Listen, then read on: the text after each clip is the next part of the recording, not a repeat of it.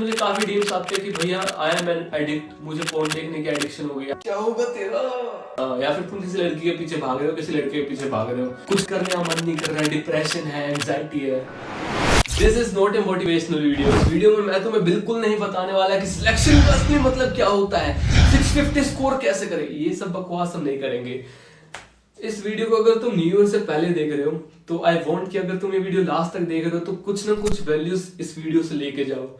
One sheet of paper can not decide your future, but positive changes in these next 100 days can definitely change your future.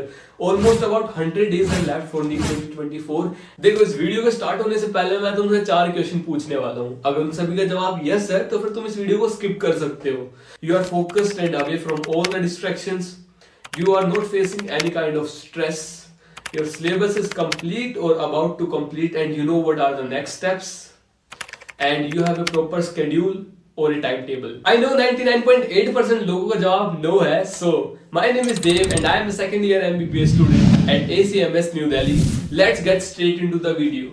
So इस video में हम real life problems के बारे में discuss करने वाले हैं जो मैं फेस करता हूँ, तुम लोग फेस करते हो एंड ऑलमोस्ट सभी लोग अपनी लाइफ में कहीं ना कहीं फेस करते हैं, अपनी स्टूडेंट लाइफ में, अपनी पर्सनल लाइफ में। Now this video is divided into 2 parts. पहला पार्ट होगा हमारा सोशल लाइफ एंड दूसरा पार्ट होगा एकेडमिकली। सबसे पहले हम अपनी सोशल लाइफ के बारे में बात कर लेते हैं। अगर अभी मैं तुम्हें ये बताऊंगा कि डिप्रेशन के सिम्टम्स क्या है तो भाई सारे नीट स्टूडेंट्स सभी इस चीज से रिलेट कर पाएंगे कि हाँ भाई मुझे डिप्रेशन है। और ये बात बिल्कुल सही है क्योंकि नीट प्रिपरेशन के टाइम पे हर कोई तुमसे ये पूछता है कि तुम्हारी पढ़ाई कैसी चल रही है, बबुआ पढ़ाई कैसी चल रही है, लेकिन कोई बबुआ से ये नहीं पूछता कि बबुआ कैसा चल रहा है। देखो, सबसे बड़ा डिस्ट्रैक्शन नंबर 1 है मोबाइल फोन।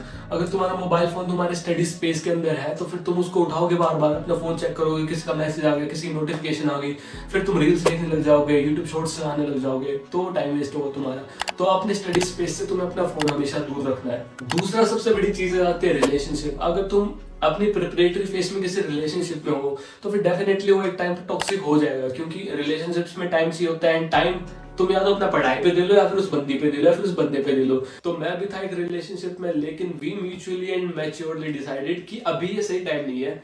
अगर वो रिलेशनशिप होगा वैसे तो डेफिनेटली तुम्हारे सिलेक्शन के बाद तुम्हें कोई मच बेटर मिल ही जाना है। एंड अगर वो रिलेशनशिप है तुम्हारे लिए इतना इंपॉर्टेंट तो फिर वेट कर सकते हो ना उसके लिए। तुम wait for the right time, wait for the right moment. अभी तुम्हारी प्रायोरिटी तुम्हारा करियर, तुम्हारा नीट तुम्हारे लिए करियर प्रायोरिटी होना चाहिए हमेशा। या फिर अगर तुम किसी लड़की के पीछे भाग रहे हो, लड़के के पीछे भाग रहे हो, उसका वेट कर रहे हो रिप्लाई का कि मेरी बबीता का फोन आएगा, अभी बात करूंगा उससे, आज बबीता ट्यूशन लेट आई है, तो भाई फिलहाल तुम अपना टाइम वेस्ट कर रहे हो। इस टाइम को तुम छोड़ दो, अभी उस लड़की को छोड़ दो। अगर वो आनी होगी तो फिर उसकी प्रोबेबिलिटी ज्यादा होगी अगर तुम्हारा सिलेक्शन हो गया। सिलेक्शन के बाद तुम बबीता को प्रपोज करोगे तो हाँ भी कर सकती है। मैं तुम्हें रियल लाइफ एक्सपीरियंस बताता हूँ। मेरे एक दोस्त है जो कि अभी KGMU में, मतलब king George medical college Lucknow, तो उसके बैच में एक लड़का था, मतलब वो पढ़ाई में ठीक था। वो लड़का फिर उस लड़की को उसके पीछे पड़ गया, मतलब कि आई लव यू, मेरे से बात कर ले, हमेशा उसके पीछे लगा रहता। वो जहाँ पे जाती उसका पीछा करता रहता। उसने अपनी लाइफ बिल्कुल खराब कर ली। उस लड़की ने उसको साफ साफ ये कहा था कि यहाँ पे तू पढ़ाई करने आया था, मेरे पीछे भागने नहीं आया था। उस लड़के की सारी पढ़ाई छूट गई, उसका सिलेक्शन नहीं हुआ, उसने फिर पढ़ाई छोड़ दी। मतलब वो जो पढ़ने वाला लड़का था उसने एक लड़की के पीछे अपना करियर वेस्ट कर दिया। तो फिर ये भी तुम्हारा कॉल है कि तुम्हें क्या प्रायोरिटाइज करना है, अपना करियर नीड्स तुम्हारे लिए प्रायोरिटी है या फिर वो लड़का है लड़की। देखो, तीसरी चीज है तुम्हारे हेल्थ इश्यूज, कि तुम पूरे दिन सोते रहते हो, तुम खाते रहते हो, मोटे हो गए हो, कुछ करने का मन नहीं कर रहा है, डिप्रेशन है, एंजाइटी है, डिस्ट्रैक्शंस बहुत ज्यादा, स्ट्रेस है, एंजाइटी है। मैं तुम्हें डिप्रेशन के सिम्टम्स बताऊंगा, तुम कहोगे हाँ ये तो रिलेटेबल हो गया, अस मोमेंट हो गया। तो क्या है भाई, मुझे नींद बहुत आ रही है, मुझे भूख बहुत लग रही है, फिर बिल्कुल भूख नहीं लग रही है, या फिर मुझे किसी से बात करने का मन नहीं करता, मुझे किसी चीज में इंटरेस्ट नहीं है, हर चीज से मेरा इंटरेस्ट लूज हो गया। ये सारे सिम्टम्स है डिप्रेशन के, एंजाइटी के। तो इस चीज से बाहर निकलने का सिंपल ये तरीका है कि तुम ओवरथिंक ना करो ज्यादा। अनसर्टेनिटी है, हर एग्जामिनेशन में, हर कंपटीशन में अनसर्टेनिटी होती है, लेकिन उसके बारे में सोचना बंद कर दो। डेली मॉर्निंग वॉक ऐड कर दो, एक 45 मिनट्स का वर्कआउट सेशन ऐड कर लो अपनी लाइफ में। That will release oxytocin and that will make you feel happy. तो इस चीज़ों से अपनी तुम्हारी हेल्थ भी ठीक रहेगी, इन सब चीज़ों से भी ओवरकम कर पाओगे। एंड ये सब चीज़ें काफ़ी अफेक्ट करती है प्रिपरेशन के टाइम पे, तो थोड़ा हैप्पी रहने की कोशिश करो, ठीक है। एंड एक चीज़ जिसके बारे में कोई डिस्कस नहीं करता है, मेरे को काफ़ी डीएम्स आते हैं कि भैया हमें पोर्न का एडिक्शन हो गया है, हम डेली 4-5 बार, तो ये एडिक्शन हो जाता है लोगों को। इस एडिक्शन से बचने के लिए तुम्हारी विल पावर स्ट्रॉन्ग होनी चाहिए, तुम्हें पता होना चाहिए, तुम्हें पता तो होता है कि तुम गलत कर रहे हो, लेकिन फिर रोज के रोज तुम्हारे पास कुछ करने को नहीं होता। क्यों नहीं होता? क्योंकि तुम्हारा कोई डे प्लान होता ही नहीं है, ना स्पोर्ट्स में कहीं खेलते हो, ना तुम रूम से बाहर निकलते हो, तुम्हारे हाथ में फोन है, तुमने ऐसे फिर हो गया, टाइम वेस्ट कर लिया, फिर उसके बाद तुम्हें रेग्रेट होता है। इन सब चीजों से बाहर निकलने के लिए तुम्हें मेंटली स्ट्रॉन्ग होना पड़ेगा।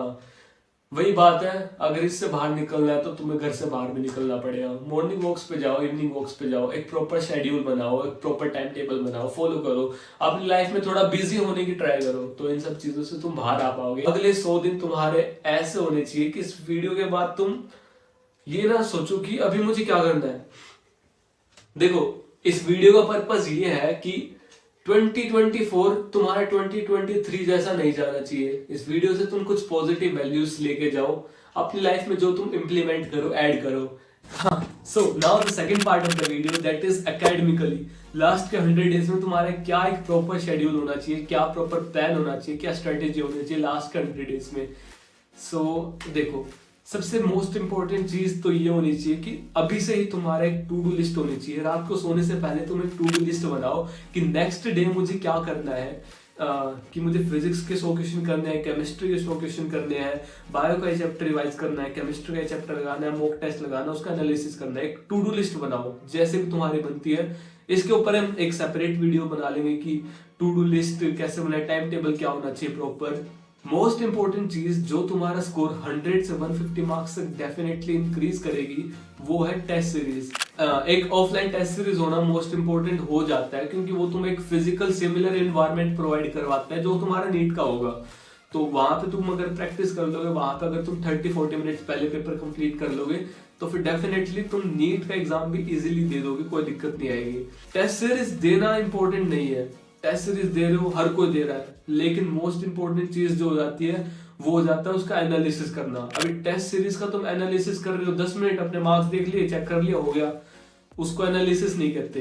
तुम्हें तुम्हारे जो क्वेश्चन गलत हो रहे हैं वो तो तुम्हें डेफिनेटली देखने ही है। जो चीजें तुमने तुक्के मारे, तुम्हें पता है कि तुमने तुक्के से सही किया, वो भी देखना है। जो चीजें तुम्हारे सही हो रही है वो भी देखना है।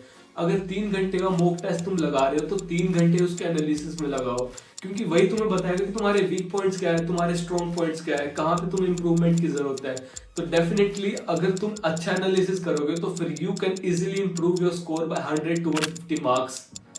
मेरा भी डेफिनेटली स्कोर इंप्रूव हुआ था, 500 एवरेज से 650 एवरेज तक मैं स्कोर लेके गया था टेस्ट सीरीज डेली प्रैक्टिस करके। तो अभी लास्ट के टाइम पे टेस्ट सीरीज मोस्ट इंपॉर्टेंट है, ये तो तुम्हें करना है ही। बाकी नेक्स्ट जो क्वेश्चन पूछते हैं मेरे से कि अभी एनसीईआरटी फिजिक्स की करें, केमिस्ट्री की करें, बायोलॉजी की, तो सब बताते हैं कि एनसीईआरटी से सारा पेपर आता है, तो फिजिक्स और केमिस्ट्री की भी एनसीईआरटी करना मोस्ट इंपॉर्टेंट हो जाता है। तो ऑर्गेनिक, इनऑर्गेनिक सारी केमिस्ट्री एनसीईआरटी से आती है। फिजिक्स के अंदर कुछ क्वेश्चंस ऐसे होते हैं जो एनसीईआरटी की थ्योरी से आ जाते हैं। मैंने अपने टाइम पे टू बी ऑनेस्ट फिजिक्स की एनसीईआरटी नहीं की थी, जिसकी वजह से मेरे 2 क्वेश्चन ऐसे थे जो थ्योरी बेस्ड थे, जो कि मैं गलत करके आया था। अगर मैं एनसीईआरटी पढ़ता तो फिर वो मैं डेफिनेटली कर लेता। मैं तुम्हें ये नहीं कहूंगा कि तुम अगर स्टार्टिंग से कर रहे हो तो एनसीईआरटी करो फिजिक्स की। अगर तुम्हारी फिजिक्स स्ट्रॉन्ग है, न्यूमेरिकल्स तुम्हारे हो जाते हैं, तो definitely go through physics NCERT also. वहां से तुम्हें कहीं ना कहीं इंप्रूवमेंट मिलेगी स्कोर के अंदर। तो बाकी हम फिजिक्स, केमिस्ट्री और बायोलॉजी की सेपरेट स्ट्रेटेजी वीडियो लेके आ सकते हैं, जिसमें मैं तुम्हें बताऊंगा कि कैसे फिजिक्स को अप्रोच करें, केमिस्ट्री को अप्रोच करें और बायो को अप्रोच करें। उसके लिए तुम कमेंट्स में बता देना। बाकी लास्ट के 100 डेज के अंदर तुम डेली एक प्रॉपर टाइम टेबल बनाओ, शेड्यूल बनाओ कि मुझे हाँ आज ये करना है, ये करना है। एंड जैसे जैसे वो तुम टास्क कंप्लीट करते जाओगे, वो तुम्हें कॉन्फिडेंस भी देगा, तुम्हारे डोपामिन भी रिलीज होगा कि हाँ भाई मैं डेली कुछ प्रोडक्टिव कर रहा हूँ। अगर तुम डेली चेकलिस्ट पे टिक लगाओगे ना ऐसे, तो फिर सेल्फ ऑफ अचीवमेंट भी मिलेगी तुम्हें कि हाँ डेफिनेटली मैं कुछ कर रहा हूँ, दिन में टाइम वेस्ट नहीं हो रहा मेरा, डेफिनेटली मेरे टास्क कंप्लीट हो रहे हैं। तो टू डू लिस्ट बनाओ डेली, टेस्ट सीरीज लगाओ, मोस्ट इंपॉर्टेंट है। सिलेबस अभी तक कंप्लीट नहीं हुआ है तो भाई ज्यादा लेट मत करो, जनवरी एंड तक सिलेबस कंप्लीट कर लो। साथ ही साथ फिजिक्स के फॉर्मूला शीट्स बनाओ, केमिस्ट्री के फॉर्मूला शीट्स बनाओ, बायो की एनसीईआरटी 10 बार तो रिवाइज हो जानी चाहिए। 10 बार ज्यादा बोल रहा हूँ शायद मैं, क्योंकि मैंने अपने टाइम पे 10 से ज्यादा बार बायो की एनसीईआरटी सारी रिवाइज करी थी।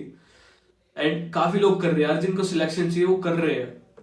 बायो की एनसीईआरटी तुम्हारे फिंगर टिप्स पे होनी चाहिए, फिजिक्स केमिस्ट्री फॉर्मूला शीट्स तुम्हारे सारे फॉर्मूलास याद होने चाहिए, क्वेश्चन प्रैक्टिस करो डेली। तो यही कुछ अभी मैंने सब सारी चीजें ऊपर ऊपर से बताई है। मोस्ट इंपॉर्टेंट चीजें मैं तुम्हें बता चुका हूँ। एकेडमिकली हम एक सेपरेट वीडियोस बना सकते हैं फिजिक्स केमिस्ट्री और बायो की। इस वीडियो में एकेडमिकली हम बस इतना रखते हैं। जो जो तुम्हारे डाउट्स है बाकी तुम कमेंट सेक्शन में पूछ सकते हो, हम उस पर एक सेपरेट वीडियो बना सकते हैं। देखो वीडियो तो खत्म हो गई है, लेकिन 2024 के अंदर कुछ वैल्यू जरूर लेके जाना है इस वीडियो से। एंड अगर ये वीडियो तुम्हें पसंद आई तो फिर लाइक का बटन दबाओ, अगर चैनल पे न्यू हो तो सब्सक्राइब का बटन दबाओ। मैं मिलता हूँ तुमसे किसी और वीडियो में, तब तक के लिए ओके बाय।